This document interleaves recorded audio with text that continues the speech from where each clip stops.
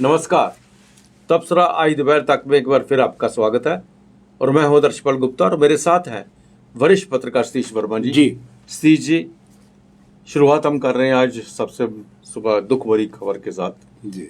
सुबह पुंछ में एक हादसा हुआ है मिनी बस का, जिसमें 12 लोगों की मौत हो गई है और बहुत से जख्मी हुए हैं। हादसा इतना गंभीर है कि एलजी से लेकर राष्ट्रपति तक ने दुख प्रकट किया है। आज हिंदी दिवस है, जगह जगह इसका समारोह हो रहे हैं और गुलाम नबी आज़ाद लगातार कांग्रेस के विरुद्ध बोल रहे हैं और बार बार गुस्सा आ रहा है। जम्मू में शिवसेना डोगरा फ्रंट ने संघ की निक्कर जलाए जाने पर विरोध किया है, प्रदर्शन किया है। सबसे पहले अब बात करते हैं बस दुर्घटना की। आज सुबह एक बस सब्जियां से मंडी जा रही थी, मिनी बस, उसका रास्ते में एक्सीडेंट हो गया, गहरी खाई में गिर गई, जिससे 12 लोगों की जान चलेगी। मौके पर पुलिस और सेना के जवान पहुंचे, उन्होंने घायलों को मंडी हॉस्पिटल में एडमिट कराया। सब्जियां से मंडी जा रही थी बस। इस हादसे को लेकर लेफ्टिनेंट गवर्नर से लेकर प्रधानमंत्री, उपराष्ट्रपति, राष्ट्रपति ने दुख प्रकट किया है और लेफ्टिनेंट गवर्नर का लोगों ने वहाँ पे खराब भी किया। उन्होंने मांग किया है यहाँ पे ट्रॉमा सेंटर होना चाहिए, यहाँ पे हॉस्पिटल होना चाहिए, एक्सीडेंट जो हॉस्पिटल है होना चाहिए। लेकिन सी जी, हमेशा हम बात करते हैं, चाहे वो चनाब वैली हो, चाहे वीरभंचाल हो, जितने भी हमारे पहाड़ी रास्ते हैं उनके ऊपर एक्सीडेंट्स बहुत हो रहे हैं। हमने बार बार ये भी कहा है कि इतने एक्सीडेंट में जितने भी लोग मारे गए हैं, इतने आतंकवाद में नहीं मरे हैं जम्मू कश्मीर के अंदर। और एक्सीडेंट की जब आप बात करते हैं, एक तो वहाँ के रोड्स की बात करते हैं, दूसरी सबसे बड़ी बात है प्रशासन और जो पुलिस जो है, जो हमारी ट्रैफिक पुलिस है, उनके ऊपर उंगली खड़ी की जाती है। क्योंकि अक्सर जितने भी एक्सीडेंट हुए हैं वो बाद में यही पता चलता है कि ओवरलोड थी गाड़ी, इसकी कैपेसिटी से डबल थी और जो ड्राइवर था उससे बहुत तेजी से चला रहा था, इसी कारण ये मृत्यु हुई, इस कारण से एक्सीडेंट हो गया। अब समझ में नहीं आता कि ये जितनी भी हमारी ट्रैफिक पुलिस है, ये सिर्फ जो प्राइवेट गाड़ियां हैं उनके चालान बनाकर ही सारा काम पूरा कर देती हैं। ये जितनी भी कमर्शियल गाड़ियां हैं उनको क्यों नहीं रोका जाता, उनको क्यों नहीं चेक किया जाता? ये आप ठीक कह रहे हैं। देखिए, सबसे पहली बात तो ये है कि ये कोई हादसा पहली मर्तबा नहीं हो रहा। जैसा आपने खुद कहा, पुंछ राजौरी में ऐसा शायद कोई महीना जाता हो कि जो इस प्रकार की दुर्घटना ना हो। ये अलग बात है कि उसकी ग्रेविटी कितनी है, दुर्घटना में कितने लोग उसमें मारे गए। ये सीन हमें चिनाब वैली में ज़्यादा कदा सुनाई देता है। डिस्ट्रिक्ट उधमपुर के जो पर्वतीय इलाके वहाँ भी इस तरह के हादसे पेश आते हैं। उसके अलावा सबसे बड़ी बात देखिए, जो कठुआ से जम्मू के बीच बसें चलती हैं, वो सुपर फास्ट के नाम पर किसको रौंद देंगी कोई पता नहीं। नगरीय जो हमारी मेट्रो रोड सर्विस है, वो 7 रुपये के लिए कहीं भी ब्रेक लगा देते। बिल्कुल बिल्कुल सही कहा। विक्रम चौक इसलिए बदनाम है, हर 2-3 महीनों बाद पता चलता है कि किसी मेटाडोर ने किसी यात्री को, राहगीर को कुचल दिया। कहते हैं ना कि चिराग तले अंधेरा। वहां से कितनी दूर है पुलिस हेडक्वार्टर, जम्मू जोन हो या पूरा हेडक्वार्टर, को बहुत ज़्यादा दूरी नहीं है। डीजीपी साहब का तो बगल में कोठी है, लेकिन काम तो ट्रैफिक पुलिस का है। दुर्घटनाएं होती हैं। और यहाँ जिसकी बात कर रहे हैं, सब्जियां और मंडी के बीच जो बस चल रही थी, जो जानकारियां मिल रही हैं, आपने ठीक कहा, सवारियां जो निर्धारित है उससे डबल थी। बिल्कुल। और स्पीड से गाड़ी चलाने से वो संतुलन खो गया ड्राइवर। यहाँ इस प्रकार की लगातार आरोप लगते रहते हैं कि वहाँ जो ड्राइवर गाड़ी चलाते हैं नौसिखे होते हैं, कईयों के पास लाइसेंस नहीं होता, बल्कि कई भुक्की के आदी होते हैं, नशे के, उनको होश तो होते नहीं, सवारी उठाने के चक्कर में दौड़ाए जाते हैं। जबकि इन इलाकों में तीखे मोड़ हर थोड़ी देर बाद दिखाई देते हैं। और गहरी खाई में गिर गई। ठीक है, उपराज्यपाल साहब ने 5 लाख का मुआवजा देने का उसके आश्रितों को, जख्मी को अलग, प्रधानमंत्री कार्यालय की ओर से 2 लाख और 50,000 महामहिम राष्ट्रपति ने दुख व्यक्त किया, जैसा आपने बताया, उपराष्ट्रपति, प्रधानमंत्री, लेफ्टिनेंट गवर्नर साहब, मनोज सिंह, सब ने दुख व्यक्त किया। लेकिन इन सब के बावजूद मुआवजा ठीक है दे दिया आपने एक तसल्ली के लिए, जिनके जिन परिवार के बच्चे चले गए या खुद चले गए, इसमें कुछ तो युवा हैं, महिलाएं हैं, मासूम बच्चे हैं, उनका क्या गुनाह था। तो मैं समझता हूँ कि ये ज़रूरी अब बन जाता है, अब कहना एनफ इज़ एनफ, अब ज़रूरी बन जाता है कि शासन, जो कि अब स्टेट उपराज्यपाल साहब के नेतृत्व में सब चीज़ें हैं, वो अगर चाहें तो इलाके का जो जोनल ट्रैफिक अफसर होता है, अधिकारी होता है, उसको अकाउंटेबल करे। बिल्कुल बिल्कुल। वहाँ पे गाड़ियाँ ऐसे, मैं आपको एक हादसा बताता हूँ। जब हम रजौरी गए थे जी, वहाँ पे, तो वहाँ एक गाड़ी जो जा रही थी, उसके जितनी सवारियां नीचे थी उतनी ही सवारियां उसके छत पे बैठी हुई थी जी। हम उसे शूट कर रहे थे जी।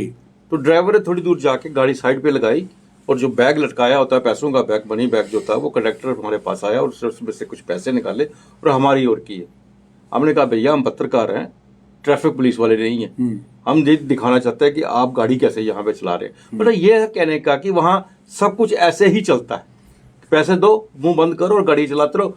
कौन मर रहा है, कौन जी रहा है, इसका कोई किसी से लेना देना नहीं है, कोई मतलब नहीं। ये एक मायने में जैसे कॉन्ट्रैक्ट किलिंग होती है ना, कोट एंड कोट, ये वही है, मॉडस ऑपरेंडी, पैसा दो निकल जाओ। तो मैं समझता हूँ इसके लिए ज़रूरी है, ये एनफ इज़ एनफ। आप अगर प्राइवेट व्हीकल के ऊपर इतनी दबिश रखते हैं, इतनी सख्ती करते हैं, और उसने हेलमेट भी लगा रखा होगा, फिर कहेंगे कागज़ दिखा। अच्छा कागज़ दिखा, दिन में कहेंगे बत्ती जगह, दिन में बत्ती जगह और बुझा, क्या मतलब है? मतलब कहना कि उसको हरास करना है, वो कोटा उन्होंने चलान का पूरा करना, चलान कोटा पूरा करना है, और उस आड़ में अपनी सुविधा शुल्क भी बटोरना है।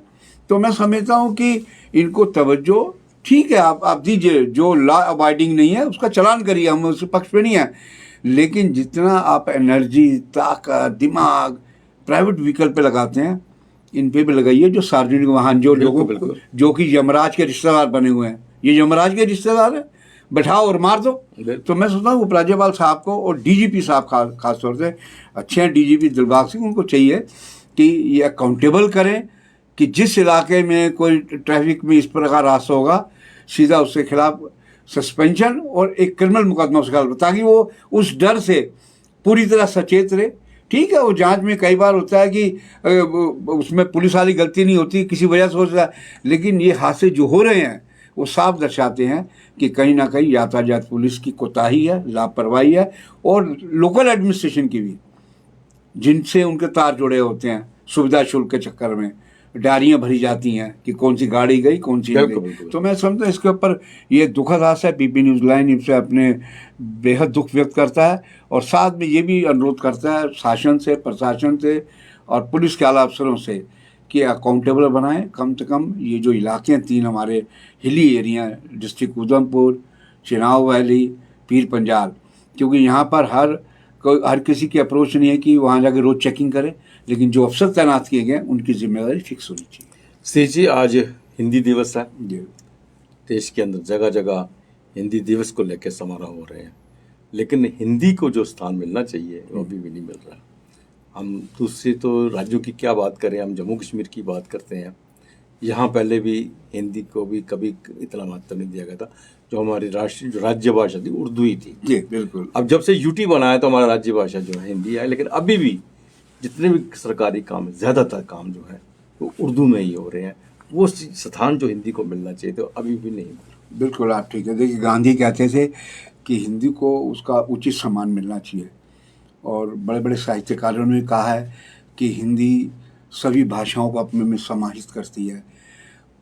आज हिंदी दिवस पूरे देश में, दुनिया के कई हिस्सों में मनाया जा रहा होगा, लेकिन अगर जम्मू कश्मीर की बात करें, एक बात तो माननी पड़ेगी कि पिछले 1.5-2 दशक में पाठकों में, आम लोगों में हिंदी के प्रति जागरूकता तेज हुई है, बढ़ी है, तेज़ी से बढ़ी है। हमें याद आता है कि पहले केवल अंग्रेजी के अखबार होते थे और जालंधर छपने वाला पंजाब केसरी अखबार आता था। उसके बाद कई अखबार आए, स्थानीय लोकल भी छप रहे हैं। इसका मतलब लोगों का हिंदी के प्रति रुझान बढ़ा है।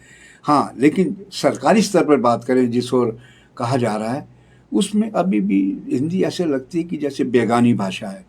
आज भी पटवार खाने में काम में जाएंगे, अदालतों की प्रोसीडिंग देखेंगे, या उस सरकारी महकमे में काम देखेंगे, पुलिस थानों में जाएंगे, आपको हिंदी या अंग्रेजी या उर्दू, थानों में तो उर्दू चल रहा है। बिल्कुल। तो मैं समझता हूँ कि हिंदी दिवस मनाने का फ़ायदा तब है जब हिंदी को पूरी तरह सम्मानित किया जाए, सम्मान किया जाए। और केवल रस्म अदायगी के लिए हिंदी दिवस 4-5 फूल इधर दे दिए उधर दे दिए, बिल्कुल। उससे बात बनने वाली नहीं है। तो चूँकि हमारा चैनल हिंदी भाषी है और हमारे देश की भी राष्ट्रभाषा हिंदी है, और साहित्य जगत में दुनिया भर में हिंदी ने अपना एक अलग स्थान परचम फहराया। तो हम उम्मीद करेंगे कि जिस प्रकार केंद्र की मोदी सरकार ने यहाँ उर्दू के अलावा 4 और भाषाओं को, जिसमें डोगरी है, हिंदी है, अंग्रेजी एक भाषा और है, यह लगा कि पंजाबी भाषा को अभी उसमें स्थान नहीं मिला, लेकिन यहाँ के शासन की भी जिम्मेदारी बनती है। अगर मोदी सरकार ने वो इतना बेहतरीन कदम उठाया सम्मान देने के लिए, तो यहाँ के शासन को भी जिम्मेदारी बनती है कि हमें हिंदी को प्रोत्साहन मिलना चाहिए। बिल्कुल। सीजी गुलाम नबी आज़ाद ने जब से कांग्रेस से अपना नाता तोड़ा है, तब से लेके अब तक लगातार कांग्रेस के ऊपर ही हल्ला बोल रहे हैं। वो जहाँ भी अपनी रैली कर रहे हैं, जम्मू से लेके बारामूला, कश्मीर, जिस जगह पे भी उनका एक ही मकसद होता है कांग्रेस के विरुद्ध जाहिर करना, और कांग्रेस का नाम लेते ही उन्हें गुस्सा आ जाता है। ये बात समझ में नहीं आ रही कि जिस कांग्रेस में इतनी देर रहे, आपने अपना त्याग पत्र दिया, उसमें भी उनकी सारी की सारी वो गजल जो आपने लिखी हुई थी वो सब उन्हीं की सराहना की हुई थी। बिल्कुल। और अब क्या हुआ आपके साथ, किस लिए हुआ, किस तरह हुआ कि आप कांग्रेस में से ही कांग्रेस को तोड़कर कांग्रेस के ऊपर ही गुस्सा कर रहे हैं? देखिए, एक फिल्म आई थी अल्बर्ट पिंटो को गुस्सा क्यों आता है। हमें लगता है कि एक राज्यसभा की चाहत में गुस्सा इतना बढ़ गया है कि अब हर बात पे गुस्सा निकलता है। अच्छा, बात कुछ भी होगी, केंद्र बिंदु में कांग्रेस आएगी। मीडिया सवाल कुछ करेगा, घुमाकर कांग्रेस पे आ जाएंगे। अब कल जो उन्होंने मीडिया से कहा कि राहुल गांधी का नाम लिए बिना कि वो ऐसी भाषा बोलते हैं प्रधानमंत्री के बारे में, और ये है वो है, मैंने कभी नहीं बोली। तो मतलब उनको एक मौका चाहिए। और हम दस्तूर नहीं कहेंगे, ये दस्तूर नहीं है।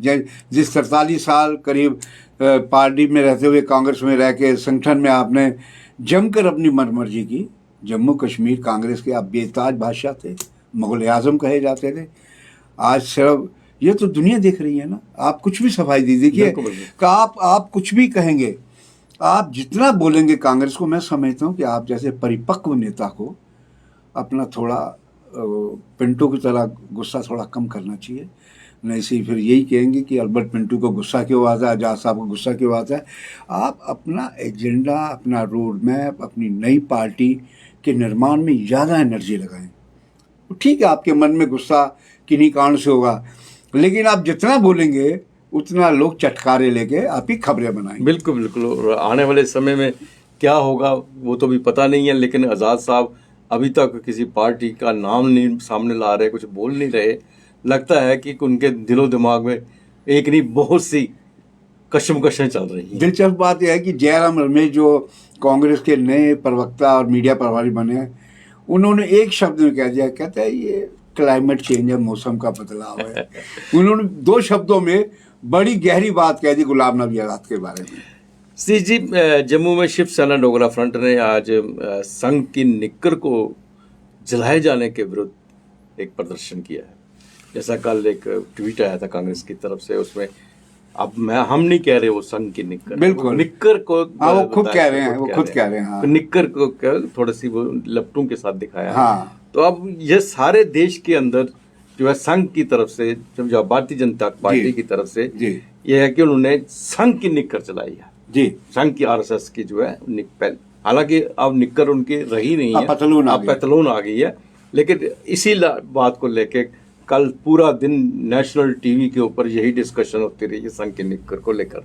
और आज जम्मू में भी शिवसेना डोगरा फ्रंट के अशोक गुप्ता जो हैं, उन्होंने प्रदर्शन किया। उन्होंने कहा वो संघ जिसने हमेशा देश के लिए काम किया, वो संघ जिसे पंडित नेहरू ने भी मदद के लिए कहा था हमारी मदद करो, ये उनका दावा है, उनका दावा है। और उसके विरुद्ध अगर कांग्रेस ने कोई बात कही है, उस नहीं सहा जाता। और उन्होंने प्रदर्शन किया इसके विरुद्ध आज। नहीं, बिल्कुल। देखिए, ये मुद्दा पिछले 2 दिनों से लगातार सुर्खियां बना हुआ है और शरारतें दोनों तरफ से होती हैं।